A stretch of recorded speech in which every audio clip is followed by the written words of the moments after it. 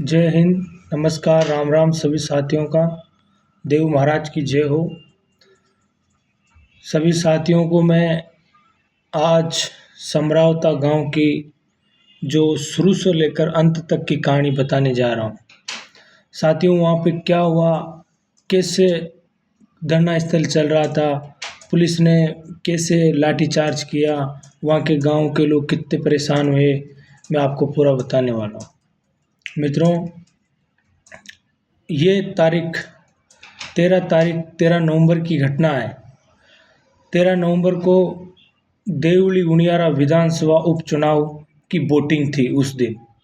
तो वहाँ पर वोटिंग समरावता गांव के लोगों का मानना था कि हमारे गांव को देवली उपखंड से हटाकर उनियारा उपखंड में जोड़ा जाए, क्योंकि देवली वहाँ से 85 किलोमीटर पड़ता था, उनियारा वहाँ से 15 किलोमीटर पड़ता था। तो उन ग्रामीणों की ये मांग थी कि हमारे गांव को देवली में हटाकर उनियारा में जोड़ा जाए। तो वो गांव वाले उस प्रकरण को लेकर धरना दे रहे थे, मतदान का बहिष्कार कर रहे थे। तो भाई नरेश मीणा को पता लगा कि समरावता गांव के लोग वोट नहीं कर रहे हैं, उनकी ये मांग है, वो धरना दे रहे हैं।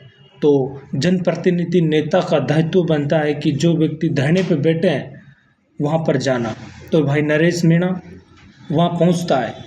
वहाँ पहुँचकर वो भी लोगों से राय लेता है कि मांग क्या है, कि हमारी मांग समरावता गांव के तमाम लोग नरेश मीणा को ये बताते हैं कि हमारी ये मांग है कि हमारे गांव को उनियारा में जोड़ा जाए। देवली हमसे दूर है, देवली से हटाकर उनियारा में जोड़ा जाए। तो उन लोगों की ये मांग थी। तो भाई नरेश मीणा ने उनकी मांग को जायज़ समझते हुए उनके साथ धरने पर वहीं पर बैठ गया। तो जैसे शांतिपूर्वक गांधीवादी तरीके से धरने पर बैठा हुआ था, तो नरेश मीणा की मांग थी कि जिला कलेक्टर यहाँ आश्वासन दे और यहाँ आए। तो वो बैठे हुए थे धरने पर। तो आगे क्या होता है कि जिला कलेक्टर ने उनसे बात करने की कोशिश की होगी, जैसे भी करके वो बात नहीं हो पाई। और जिला कलेक्टर ने एसडीएम जो अमित चौधरी वहाँ ड्यूटी लगाई गई थी, वहाँ भेजा कि जाओ आप और वहाँ पर मतदान कराओ, शांति माहौल से रखो, किसी प्रकार की हिंसा ना हो। तो एसडीएम साहब वहाँ आ गए। कई पुलिस एसपी साहब भी वहाँ मौजूद थे, तमाम प्रशासन वहाँ मौजूद था, तमाम लोग, गांव के ग्रामीण लोग भी वहाँ मौजूद थे। तो वहाँ अशांतिपूर्वक माहौल से धरना चल रहा था।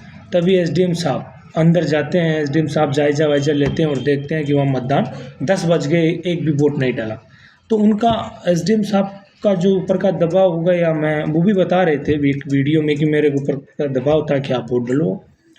तो 3 व्यक्तियों को, जो वहाँ सरकारी कर्मचारी थे, एक आशा सहयोगिनियाँ और एक अध्यापक था, यानी कि 3 सरकारी कर्मचारी को उन लोगों ने बताया है कि हमारे को जबरन नौकरी का दबाव बना के हमारे को जबरन वोट डलवाया है।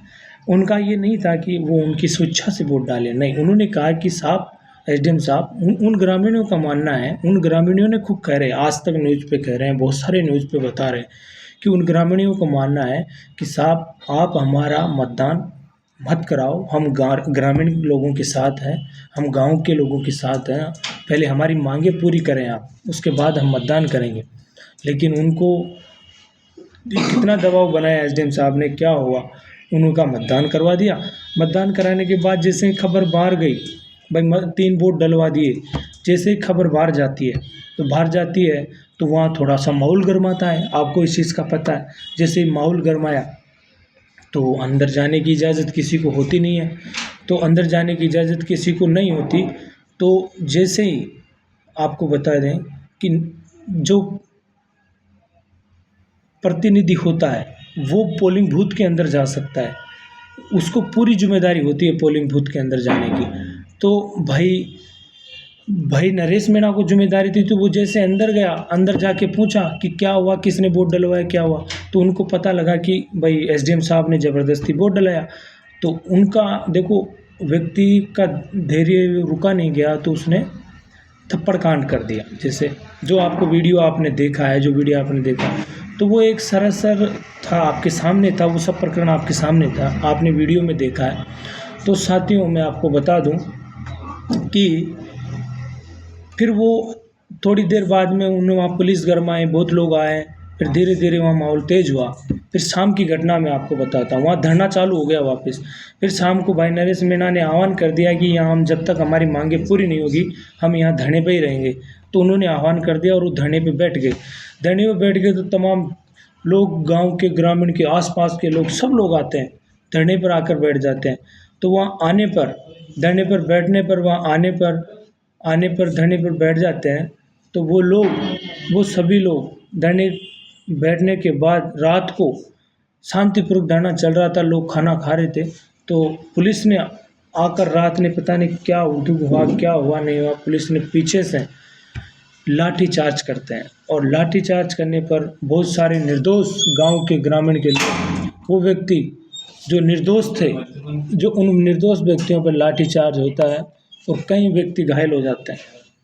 बहुत सारे लोग घायल हो जाते हैं, नुकसान हो जाता है, चारा जल जाता है, बहुत महिलाओं, बुजुर्ग, छोटे बच्चों, उनकी चोटें आ जाती है।